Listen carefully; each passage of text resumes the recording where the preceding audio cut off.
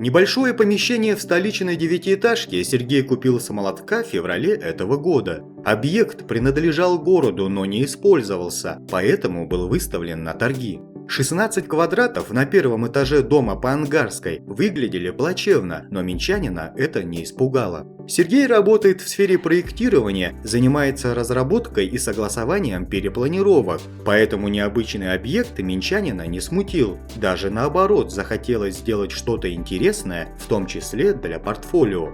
Я регулярно просматриваю объекты, которые продаются с аукционов, но в подобных торгах участвовал впервые. Среди лотов было несколько аналогичных помещений по стартовым ценам около 3000 белорусских рублей.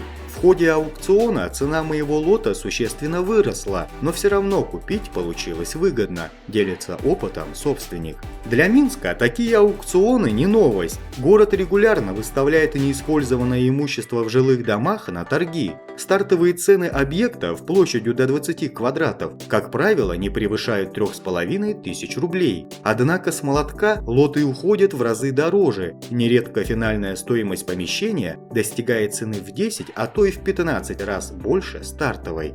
Сергей победил на аукционе и стал обладателем 16 квадратов на первом этаже девятиэтажной панельки 1974 года строительства. Изначально помещение проектировалось под колясочную или комнату для консьержа, но долго пустовало и пришло в запустение, поэтому ремонт пришлось делать с нуля. Демонтировали практически все – окна, двери, сантехнику, вентиляцию, электрику и даже стяжку. Прежними остались разве что стены, признается владелец. Благодаря перепланировке в студии появилась компактная кухня, спальня и рабочая зона, а также шкаф и санузел с душевой кабиной. Несмотря на скромные параметры микроквартиры, в ней есть весь базовый набор для жизни. На ремонт и согласование перепланировки у минчанина ушло 3 месяца, но с важной оговоркой – проектом занималась профессиональная команда.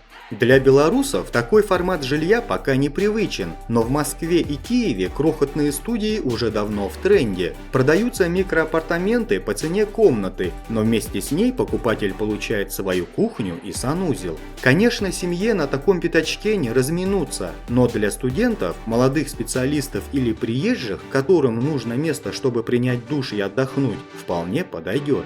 Изначально Сергей хотел отдать студию под офис, но планы изменились и помещение он решил продать. В данное время студия с готовым ремонтом и мебелью продается за $29 000. Это одно из самых дешевых предложений в Минске, однако стоит иметь в виду, что объект относится к нежилому фонду и придать ему статус жилого не получится. По документам квартира является административным помещением, жить и работать можно, прописаться нельзя, отмечает продавец. Итак, друзья, а как вы расцениваете такую инвестицию Сергея? Правильно ли он сделал, вложив деньги и силы в такую необычную квартиру? Напишите свое мнение в комментариях, будет интересно. И обязательно подпишитесь на мой канал в Яндекс.Дзен, ссылку оставлю в описании. А с вами был Бариман, всем добра!